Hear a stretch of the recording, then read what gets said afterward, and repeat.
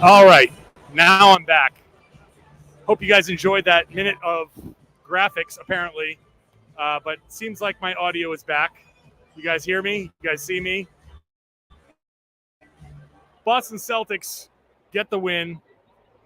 Just make sure you guys let me know if you hear me here. 120-95 is the win. Thank you, Mandy. 120-95, Boston Celtics get the game one win, an easy game one win, where it started off a little slow. The Celtics a little bit rusty, maybe a little bit off after the long layoff.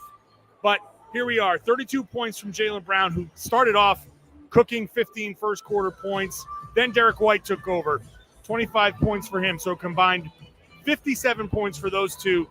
The Celtics didn't shoot well from three, and yet they still had the early leads. They built a double-digit lead. And I think that was one of the most concerning things for the Cleveland Cavaliers, that the Celtics played great defense for a lot of this game and then had stretches where they didn't. And so the Celtics defense could be better.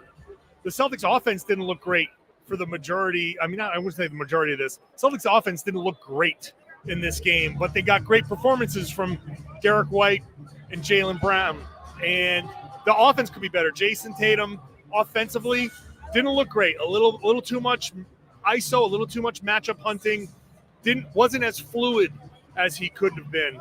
So the Celtics offense put up 120 points, and that could be better. They shot 18 of 46 from three.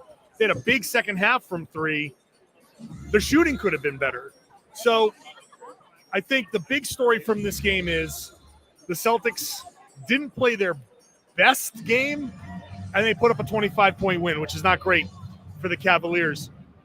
The Celtics got a big performance off the bench from Luke Cornett. I think Luke Cornett was a game changer in this game for the Celtics.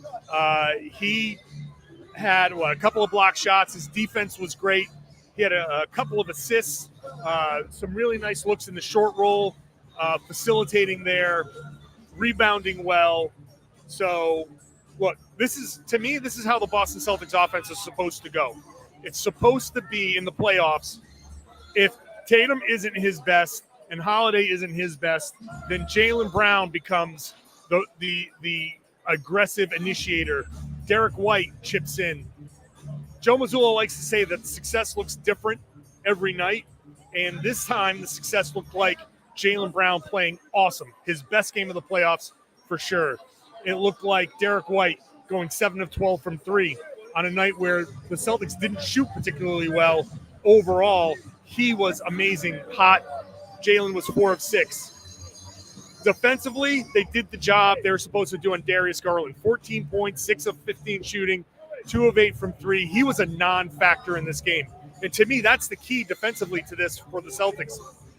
Limit Darius Garland. It doesn't matter what Donovan Mitchell does. And Mitchell, he was carrying this team, 33 points, 12 of 25 shooting. The Cavs just don't have the offense to keep up with the Boston Celtics. They don't have the offense.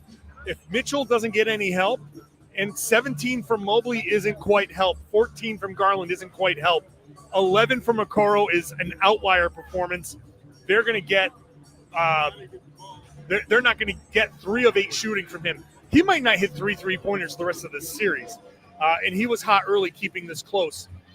Honestly, this ended up being a 25-point win. The Celtics' lead at the half was 10.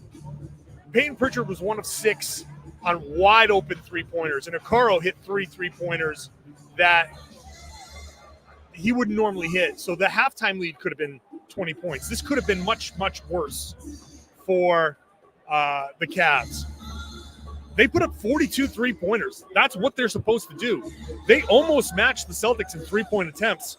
They put up 90 shots. The Celtics put up 92. The Celtics didn't win the possession battle the way I thought they would. The Cavs kind of put up the shots. They didn't hit the shots. But if I'm looking at it from the Cavs perspective, putting up the shots like this is a great start. And if maybe you can get a little bit more from Garland, a little bit more from Strus, who was 1 for 5. something off the bench. Merrill he missed everything. He's supposed to be the three-point shooter. It was 0 of 5, 0 of 4 from 3. You get something off the bench. Maybe this game's a little bit different from the Cleveland perspective. But my big takeaways as I wrap this up, the Celtics didn't play their best game, and they put up 120 points, and they won by 25. The Cavs did a lot of things they're supposed to do, and it kind of went – I don't know where the Cavs go from here. I don't want to overreact to one game, but I just don't know where they get their offense. This is kind of a continuation of how the playoffs have gone for the Cavs. So if this is how it continues to go, I said Celtics in 5. It might not even be 5. But we'll see. Game 2 is going to be the telling thing.